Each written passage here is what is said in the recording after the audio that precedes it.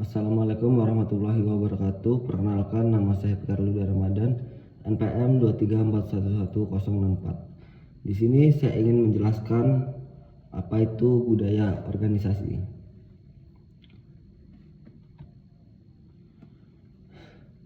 Budaya organisasi adalah seperangkat nilai atau norma dan kebiasaan yang mengatur perilaku anggota organisasi.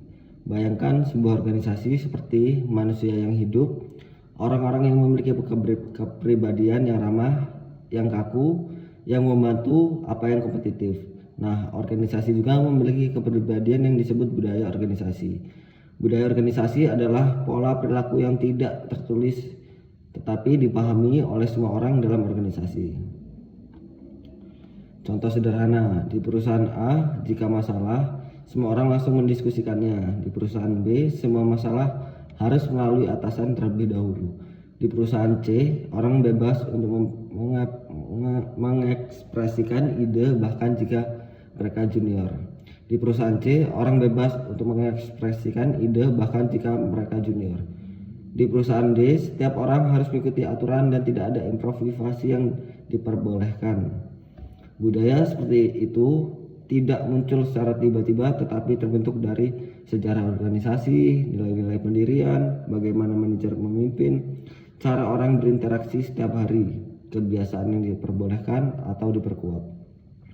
Mengapa budaya penting? Karena budaya menjadi acuan otomatis bagi anggota organisasi dalam berperilaku, bahkan tidak ada aturan tertulis. Jadi budaya seperti otak kedua organisasi. Nilai terminal dan instrumental. Nilai terminal tujuan akhir, nilai instrumental sama dengan sarana atau perilaku untuk mencapai sebuah tujuan. Untuk memahami nilai sebuah organisasi, bayangkan sebuah organisasi sebagai orang-orang tertentu. Nilai terminal adalah tujuan, misalnya ingin sampai ke puncak gunung, ingin pergi ke pantai, ingin pergi ke bandara. Dalam sebuah organisasi, tujuan akhir ini adalah kualitas terbaik, kepuasan pelanggan, reputasi yang baik.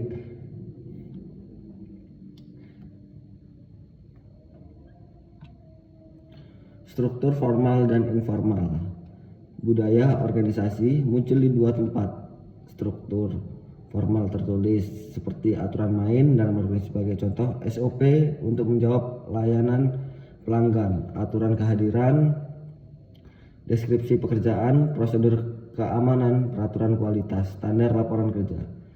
Struktur formal tertulis jelas dan resmi, tujuannya adalah agar semua orang bekerja di rute yang sama dan meminimalkan kesalahan. Namun struktur formal hanya efektif jika benar-benar dieksekusi oleh orang-orang dalam sebuah organisasi. B. Struktur informal tidak tertulis. Ini seperti suasana hati dan kebiasaan yang terbentuk dari interaksi sehari-hari. Sebagai contoh, jika ada masalah kita bisa bicara dengan santai terlebih dahulu sebelum rapat resmi.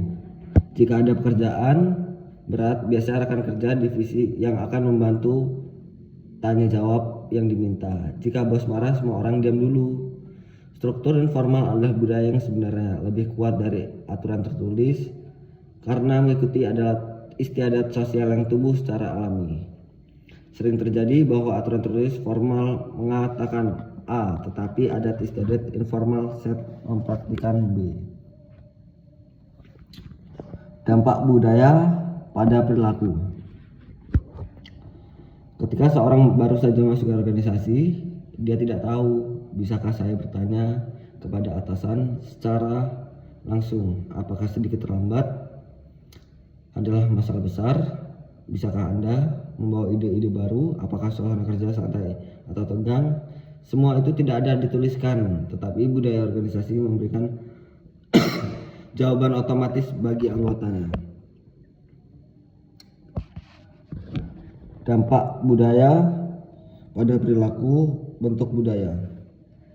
Bagaimana orang membuat keputusan, budaya inovatif, cepat dan kreatif, budaya birokrasi lambat tapi aman. Bagaimana mengatasi masalah, ada tim yang langsung membahas, ada tim yang menunggu interupsi, cara bekerja sama. Ada organisasi yang sangat kolaboratif, ada yang sangat individualistis. Bagaimana menghadapi perubahan? Ada yang adaptif, ada yang sesuai yang kaku. Jadi budaya mempengaruhi seluruh gaya kerja organisasi. Nah, selanjutnya yaitu ada pengaruh globalisasi. Setiap negara memiliki budaya yang berbeda, mempengaruhi organisasi global. Ketika organisasi bekerja di lingkungan global, mereka harus berurusan dengan perbedaan nilai dan gaya kerja. Contohnya yang sangat nyata, orang Jepang menghindari konflik langsung, orang Amerika berbicara sangat to the point, orang Jerman sangat tepat waktu. Budaya dalam merger. Ketika dua perusahaan bergabung, bukan hanya struktur aset dan karyawan yang digabungkan. Hal yang paling sulit untuk digabungkan adalah cara kerja dan kepercayaan yang telah terbentuk selama bertahun-tahun. Perbedaannya dapat terjadi dalam cara memecahkan masalah, bagaimana bos memimpin, bagaimana karyawan mengolah konflik. Jika budaya A dan budaya B bertabrakan satu sama lain, maka konflik muncul, loyalitas karyawan untuk bekerja koordinasi kacau. Oleh karena itu, merger membutuhkan tim integrasi budaya.